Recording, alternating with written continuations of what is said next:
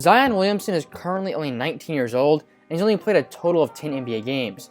But being the first overall pick in last year's draft, and having the amount of hype he had coming to the NBA, I think it's safe to say he's already a polarizing player. You have tons of people who believe in him, and they bought into the hype, and they think he's going to be a great player. But on the flip side, you have equally as many people who doubt his potential and think he has a high possibility of being a bust or getting injured in his career.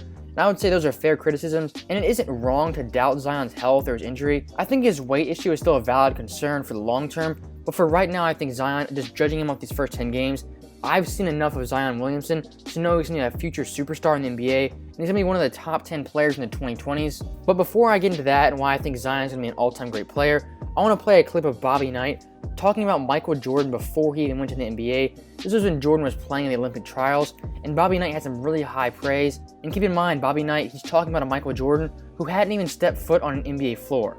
The kid is just an absolutely great kid. If I were going to pick the 3 or 4 best athletes I've ever seen play basketball, he'd be one of them. I think he's the best athlete I've ever seen play basketball, bar none. If I were going to pick people with the best ability I'd ever seen play the game, he'd be one of them. If I were going to pick the best competitors that I'd ever seen play, he'd be one of them. So in the categories of competitiveness, ability, skill, and then athletic ability, he's the best athlete, he's one of the best competitors, he's one of the most skilled players, and that to me makes him the best basketball player that I've ever seen play. So that video of Bobby Knight calling Michael Jordan the best player he'd ever seen before he even stepped on an NBA basketball court, I think that really does apply to Zion in this case, because I think Zion, he is a great player, and I think everyone should recognize he's going to be an all-time great player, even if you're just basing off these first 10 games. I think people are just afraid to say that, maybe because the injury concerns or his playstyle they don't like, but at some point you have to stop moving the goalposts and just acknowledge Zion. He's going to be a great player, and right now he has superstar potential. And a thing I've noticed with Zion, people keep moving the goalposts for his accomplishments, and I've noticed this back since his college days or even high school. In high school, they would say Zion, he's only playing against 5'9" white kids. He won't be able to do this in college against bigger, faster athletes. And in college, Zion absolutely dominated at Duke. And coming into the NBA in Zion's first Summer League game, I remember people all over Twitter saying, oh, he's going to struggle against going in the paint. And his first game was going against Mitchell Robinson, who is a pretty good shot blocker for the Knicks. And Zion, he absolutely manhandled the Knicks that game. He only played around 15 minutes. But you could tell even from that game, Zion, he was going to have no trouble playing against NBA players. But people continued to doubt him. And once he got injured after the preseason, the doubters came out in full force. And after these first 10 games, the doubters have silently gone away. And I've noticed a lot of people saying, oh, no one's ever called Zion a bust. No one's ever doubted Zion. There's tons of people who have doubted Zion, and they will continue to doubt Zion, and they will continue to move the goalposts because they don't want to acknowledge for some reason that he's a young player who has superstar potential. And I just want to go through a few reasons why I think Zion's playstyle, I think it fits the 2020s perfectly, and why I think he's going to be one of the best players of that decade. And the first reason I think Zion will be a great player in the 2020s isn't really even a basketball skill reason. It's basically his mindset and his intensity in game, and he plays with a really high motor. I think Zion, his will to win and his will to get better, I think that will separate him from his peers later on. And there's basically 2 ways this can go. He can either go the Ben Simmons route and choose to ignore the three-point shot and basically not develop it and kind of plateau his game, or he can go the Giannis route and become an MVP caliber player who has a reliable set shot three-pointer. And Zion right now, he's obviously not that good of a three-point shooter. He's a pretty average free throw shooter, but I think he does have the same kind of mindset as Giannis, that he wants to grind, he wants to get better.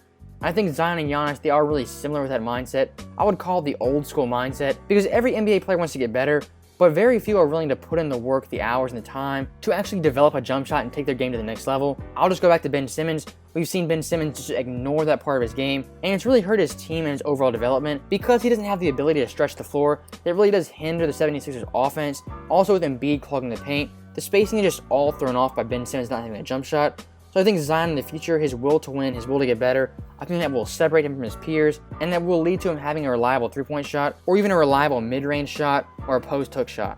Now, the second reason I think Zion will be a great player in the 2020s, and that is Zion's ability to play off ball, and the fact that he doesn't be ball dominant. If you watch his past 10 games, or even his games at Duke, Zion is a guy, he doesn't need the ball. He's playing with Brandon Ingram right now, and I would say Ingram is a pretty ball dominant player, similar to RJ Barrett at Duke. But the thing that makes Zion so unique is that he doesn't need the ball, and he allows his teammates to thrive. And if you really watch these games in detail, When Zion goes out of the game, the Pelicans really do struggle creating offense and getting easy buckets, and in the future in his career, I think he'll be a seamless fit for any team in any system because he's really a universal player. He can run the pick and roll with Lonzo right now, or he can catch the ball in the post and go to work, and he's also an underrated passer out of the post, and the defenses he's been playing, they've been giving him a lot of attention in the post, and they really are trying to stop him. I wouldn't say they've been successful, but when they do bring that double team, Zion has the vision, the ability, and just the wherewithal to know where the open man is. And a lot of people don't notice that, but that's a very important skill. And if you studied Orlando's Shaq, that was really what he did when he was surrounded with shooters like Nick Anderson, Dennis Scott. He would catch the ball in the post, get double teams, and he would kick it out to them. Also finding the open cutter, that's something Zion can easily do, and that translates from college to the NBA. And the NBA spacing, it really does help Zion in the post, because all the guys in the perimeter, they're worried about their man shooting a three, and Zion, he really can go to work, or if you double him, he can find the open man. So that is a valuable skill, and as Zion gets better and develops, that's going to make him even more unstoppable because he will command double teams, but at the same time, you're going to leave shooters open, and they're probably going to make you pay. And the last reason I think Zion's been a great player in the 2020s is his ability to finish around the rim and get his own rebound. ESPN had a stat where I think Zion, he gets 81% of his putbacks, so basically if he misses a shot, he has an 80% chance of getting that ball and putting it back in. That's absolutely ridiculous, and it really is something you can't teach, that second bounce, that second effort, to know where the ball's going to come off. That is a rare skill, and again, we've seen that at Duke, we've seen that in high school. Zion is great on the offensive boards as well as the defensive boards. It seems like the ball just kind of comes to him. In my pre-draft comparisons, it was Charles Barkley, Shawn Kemp, and Larry Johnson, and out of those three, I think Zion's first 10 games, they've mostly resembled a young Charles Barkley. And Zion and Barkley, they're both super athletic at a young age. They both had extremely good post-up power, and they are relatively the same size. Charles Barkley as a rookie, he really struggled with his weight, and once he got that under control, he turned into a great player. I would say Zion's weight, it's less of a concern than Barkley's, but again, there is a parallel between Zion and Barkley. Another parallel is that Charles and Zion, they're too fast for the 5-man to guard them, but they're also too big for the 4-man to stop them. I know the NBA today is positionless, but you guys understand what I'm saying. When a smaller guy's on Zion, he's going to bully them and post them up. And when a big guy's on him, he's going to finesse his way to the rim and really just use his speed to beat him off the dribble. So when it comes to that, both Zion and Barkley, they are really unstoppable. I think they do have some differences though. I think Barkley as a rookie, I think he was better in transition and dribbling the ball. He has some absolutely ridiculous highlights of him going coast to coast and dunking. I haven't seen that dribbling ability out of Zion yet. I think he can develop that, but that definitely is something Charles has over Zion at this point in their careers. But I think Zion has a higher IQ than Barkley did at this time, and Zion understands where his spots are on the floor and where he needs to get easy baskets. But they're both high-energy players who just kind of feed off their teammates, and they can basically create something out of nothing, and they don't need the ball to be successful. And again, I'll just go back to that. It's a huge thing, and it's a huge plus that Zion has. But I think the thing about Zion that stands out is that he's playing in an era right now that really doesn't have any dominant big man. Charles Barkley, he was playing in an era that was essentially the center and the big man era. He was going against Hakeem, Dikembe, Kareem, Alonzo Mourning, Shaq, even guys like Chris Webber and Moses Malone. And Zion will definitely benefit from the fact that there's not many big guys or rim protectors waiting for you once you get to the basket. And last night, Zion, he absolutely bullied Steven Adams. And Steven Adams is one of the strongest players in the NBA. And I mean, if Zion is a rookie, if he can handle himself against Steven Adams, I don't see how he'll have any problem versus any of the elite defenders.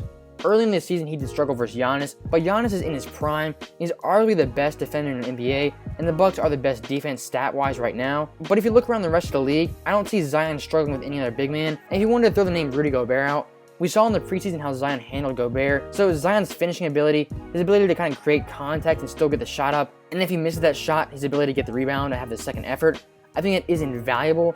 I think that'll be a huge part of his game in the 2020s, and that will really separate him from his peers and make him one of the best players in this next decade. So that's all I have to say. Zion, in my opinion, is going to be one of the best players in the 2020s. I do think he will end up being an all-time great player. My question for you guys in this video is, when do you feel comfortable saying a player is going to end up being one of the best players of the future decade? Right now, I feel comfortable saying Zion's going to be that. Could I be wrong? Yes. Only time will tell. But right now, I feel 100% confident in saying that Zion Williamson, he'll be one of the best players of the 2020s, and he has a legit shot at being an all-time great player. So that is the end of the video.